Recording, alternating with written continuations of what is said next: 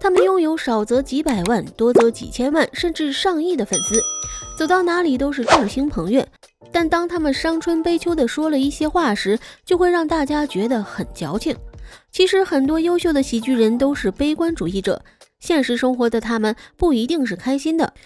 我们只看到了他们的人前风光，却忽略了他们在镜头以外不为人知的压力。今天就给大家盘点一下，在全世界范围内都影响力巨大，但却被抑郁症深深困扰的5位喜剧大咖。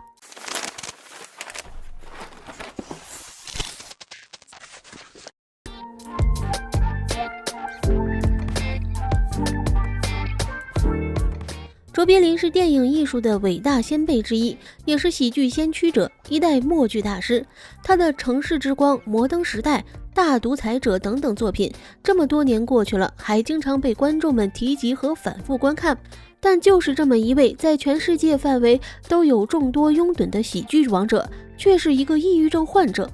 他曾讲过这样一个故事，有人说得了很重的忧郁症之后去看病，医生跟他说，最近我们城里来了一个特别幽默的人，已经在街上讲了3天笑话，导致全城的人这几天都过得特别开心，我建议你去找找他。这个人说，我就是你说的那个特别幽默的人。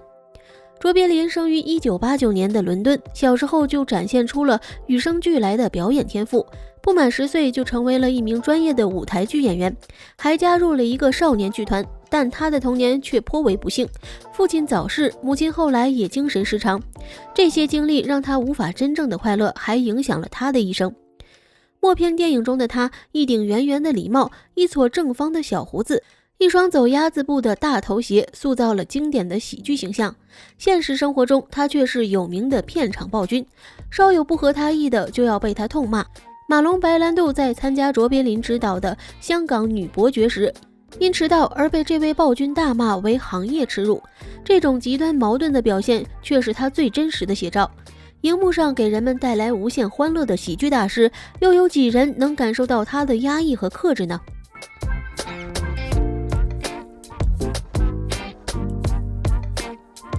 或许听到这个名字，很多人都会感到陌生，毕竟我们更习惯称呼他憨豆先生或豆豆先生。1995年1月6日，罗温出生于英格兰的一个富裕家庭。小时候的罗温长得呆头呆脑，经常被同学当作取笑和欺负的对象，甚至于他的老师都恳请他别选自己的课，因为他会让班级里哄堂大笑。长大以后的罗温成为了牛津大学的高材生，而擅长以憨态可掬的夸张表情逗笑观众的他，最终成为了一名演员。凭借出演喜剧综艺节目非9点档新闻的演员，正式进入演艺圈。35岁那年，出演憨豆先生名声大噪，成为了家喻户晓的喜剧大师。说起他的影响力有多大，我们可以用2件事来佐证。其一，在2012年的伦敦奥运会开幕式上，他作为表演嘉宾出现在了舞台上。当镜头从钢琴移到他的脸上时，现场爆发了一阵阵尖叫。其二，2013年他获得了由英国女王亲自颁发的大英帝国司令勋章。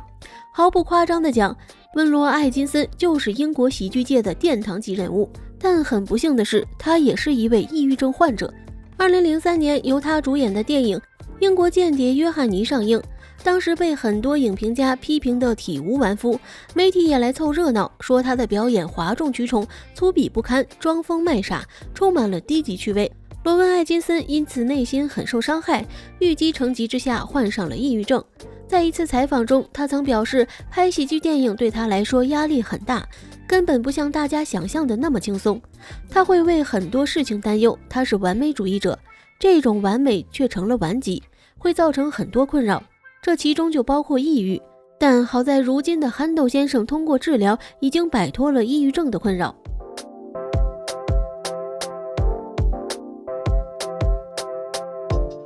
他曾经凭借着一张橡皮脸逗笑过无数人，标志性的笑容极具感染力，在大荧幕上他是最爱笑的那个人，但其实他并不快乐。1962年1月，出生于加拿大的美籍演员金凯瑞童年的生活十分清贫，母亲常年卧病在床，父亲还遭遇了公司裁员，以至于全家都被赶出了房子，只能蜗居在一辆货车中。他15岁辍学赚钱养家，据说他一直随身带着一根棒球棍，看到什么都想砸碎，来宣泄心中不明的愤怒。然而只要登上舞台，他就会立刻变脸，用夸张的肢体动作和招牌的橡皮笑容让观众捧腹大笑。很多人说他有天赋，但这又何尝不是他的无奈呢？他的有趣或者是绝望后的触底反弹。21岁那年，他来到了好莱坞，从此喜剧天赋得以充分施展。楚门的世界中那个生活在真人秀里的小人物，变相怪杰中那个变身超级英雄的懦弱职员，冒牌天神中那个拥有上帝之力却无法挽回女友的失恋男人，阿呆与阿瓜那个为归还心爱女孩行李而四处倒霉的憨憨等等。金凯瑞有太多的经典被我们铭记。作为一个有招牌笑容的喜剧演员，轻易不敢承认自己有抑郁症，这等同于告诉观众，我所有的快乐都是假的。直到2004年，金凯瑞才告诉外界他患有很严重的抑郁症，并且多年服药，好在观众对他多是包容和理解。就在他快要走出抑郁症的阴影时，却在2015年轰然倒塌。那一年，他刚分手的女友自杀了。自此，我们很难再看到金凯瑞的身影了，几乎彻底消失。经过2年多的调整，终于重回观众视野。面对采访，他说：“金凯瑞是个非常好的角色，我很开心曾经饰演过他，但这一切都到此结束了。或许曾经的光环对他来说也是一种负担吧。”当他说出这句话的时候，应该是释然了。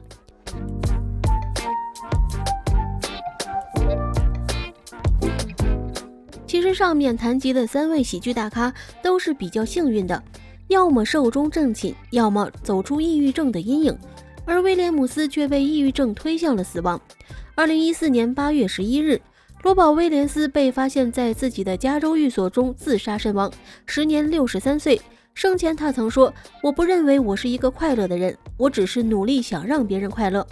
这或许是一个喜剧人的悲哀吧，献祭自己，取悦别人。罗宝·威廉斯从小就生活在缺乏存在感的环境中，爸爸是一位严肃又繁忙的企业经理，他的童年几乎没有陪伴，这就形成了一种被抛弃的恐惧。长大后，他学会了用幽默来赢得观众喜爱。1974年参演第一部电视剧，1980年正式踏足电影圈，在接下来的34年演艺生涯中，共13次获得了美国喜剧奖项提名，其中更有10次获奖。他与大部分喜剧演员不同的是，其作品在搞笑之余会有一种治愈的情感表达。春风化雨中带学生们打破陈规旧俗的文学老师，心灵捕手中帮助威尔打开心房的心理学教授，机器管家中那个有了人类感情的机器人安德鲁，还有心灵点滴中那个逗病人们开心的医生亚当等等，都是如此。美国前总统奥巴马曾评价他说，他就像是从外星来到我们的世界，他的电影涉及到人性的各种元素，他可以把我们弄哭，也可以把我们逗笑。现实中的熟人也曾说，他摘下逗人开心的面具后其实很不自在，有很多的焦虑和自我怀疑。罗宝·威廉斯的作品治愈了很多人，却唯独没能治愈他自己。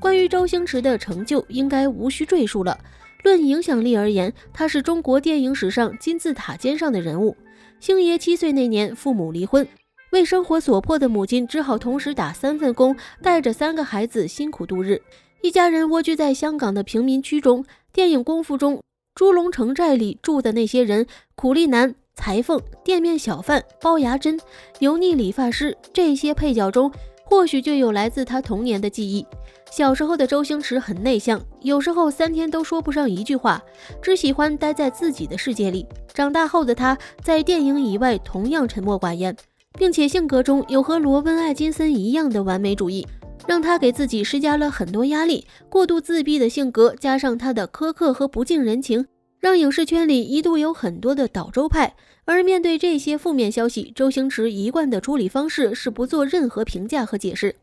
才50几岁的星爷已经满头白发，并且至今未婚，因为对于爱情他一直处理不好，所以在他的电影中，爱情大部分都是女追男。比如《大话西游》中的紫霞仙子，《功夫》里的哑女，《食神》里面的火鸡等等。为人处事也不是他擅长的事儿，生活中的失能和工作中的天才形成了鲜明的对比。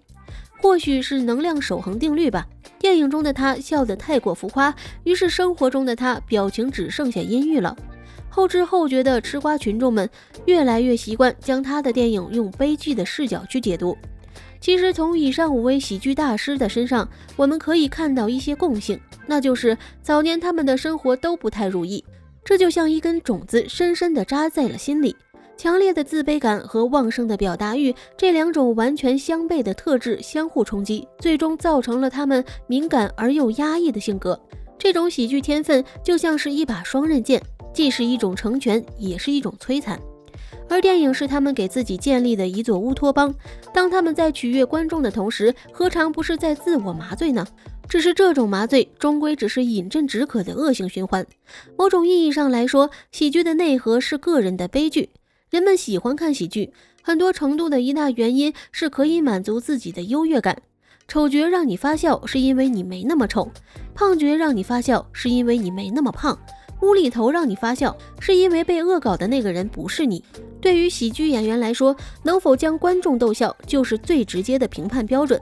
然而往往却无法得到应有的尊重。虽然大家爱看，但往往被归类到商业片，几乎与各种奖项无缘，这在国内国外都是如此。影评人觉得给喜剧评奖会失去奖项的艺术品味和严肃性，其实用生动活泼的表达方式来传递电影中的思想内核，才更方便让观众接受。最后，如果喜欢这部影片，别忘了按个赞，或是分享给身边喜欢的朋友。感谢您的鼓励，我们下期再见。